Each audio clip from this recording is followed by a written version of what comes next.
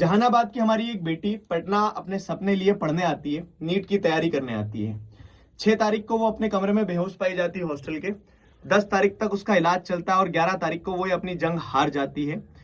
अब सवाल ये है कि जब मामला देखा गया कि क्या दिक्कत हुई, तो पता चलता है, जो प्राइमरी रिपोर्ट्स आती है पुलिस की, डॉक्टर की, कि बताया गया कि लड़की ने नींद की दवाइयां ओवरडोज ली गई और उसके द्वारा उसकी मृत्यु हुई।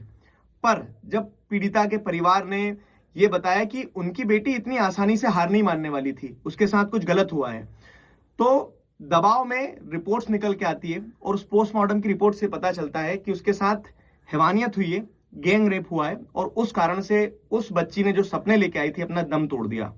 अब सवाल यह है कि जब दबाव बना, जब आवाज उठी, तब हमें लूपहोल समझ में आया कि सिस्टम के जो कि पुलिस के द्वारा, जो कि डॉक्टर्स के द्वारा जो लापरवाही बरती गई, उससे सिर्फ एक बेटी का सपना नहीं खत्म हुआ या फिर एक बेटी की जान नहीं गई है, ये मानवता के प्रति एक हैवानियत दर्शाती है।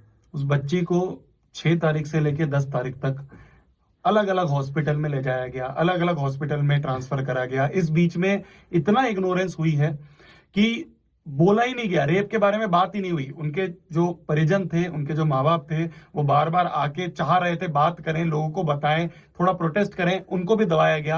आखिरी में जब पोस्टमार्टम की रिपोर्ट आई तब पता चला कि ये गैंग रेप है।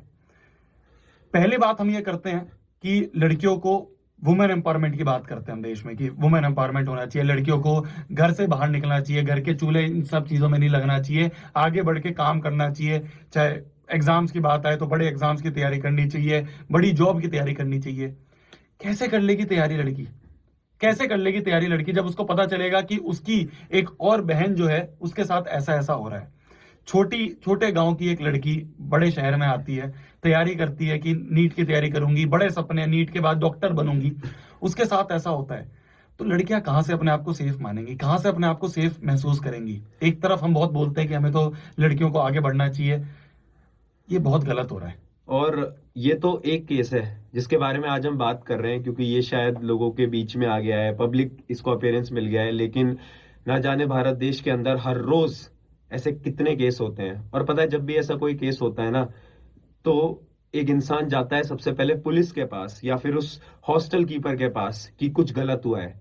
और जब ऐसे मामलों के अंदर ये पुलिस वाले, ये जो प्रशासन है, अगर यही मिली होगी तो फिर कभी जस्टिस मिल ही नहीं पाएगा ना।